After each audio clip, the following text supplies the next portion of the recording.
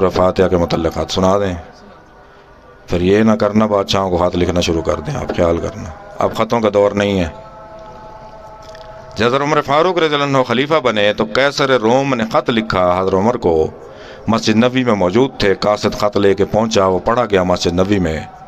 اس میں لکھا ہوا تھا کہ ہم نے اپنی انجیل میں تلاش کیا ہے، سارا دیکھ لیا ہے.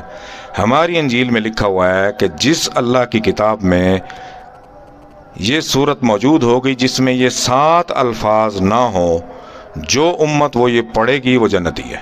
انجیل میں لکھا گیا ہے. ہم نے اپنے راہبوں کو، پادریوں کو اکٹھا کر کے پوری انجیل میں دیکھا ہے، چھان بین کر لی ہے. یہ سورہ ہماری انجیل میں نہیں ہے. آپ دیکھیں آپ کے قرآن کریم میں ہے یا نہیں ہے.